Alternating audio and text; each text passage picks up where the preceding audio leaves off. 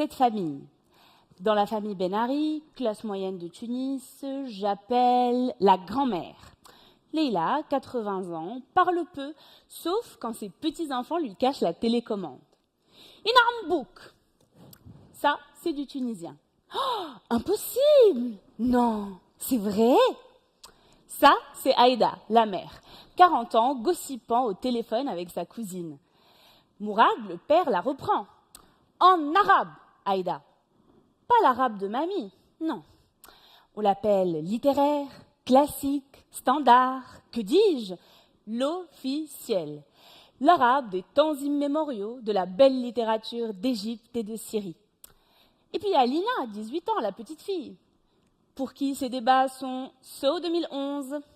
Ok, boomer, l'anglais, c'est l'avenir. Elle l'a appris en écoutant du Kendrick Lamar, et puis le turc et le coréen en regardant des séries Netflix. Son objectif, Travel the world, Habibi. Et puis il y a le cousin Mahmoud qui se fait appeler Raffaello depuis qu'il a traversé la mer direction Napoli. Et puis il y a temps mort. Ouf. Revenons aux règles du jeu. Dans la constitution tunisienne, il est écrit que la Tunisie, comme la France ou la Corée du Sud, n'a qu'une seule langue. Eh bien, dans ma thèse, j'essaye de comprendre l'écart entre mes cartes et les règles du jeu. Je toque chez des familles comme celle-ci, avec mes questions et mon enregistreur, afin de recueillir leurs expériences socio-langagières.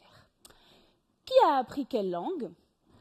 Comment il ou elle l'utilise?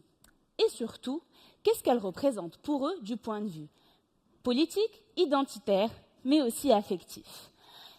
De mamie qui n'a jamais réussi à apprendre le français à coups de bâton à l'école coloniale, à maman pour qui cette langue est synonyme de classe, de papa qui s'indigne du mélange des langues des jeunes qui ne savent décidément plus parler, à la jeune Lina qui écrit ses slogans de manif en tuniso-franglais.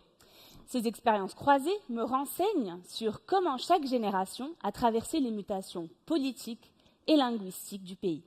Indépendance, révolution, printemps arabe, autant d'événements qui ouvrent le débat sur la place d'une langue dite coloniale comme le français ou la reconnaissance des langues nationales comme le tounsi ou le berbère.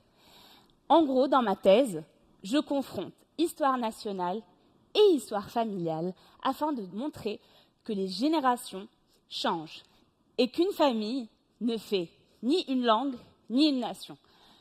Vous aimez bien ma famille? À vous maintenant. Mariem Ben Romdan.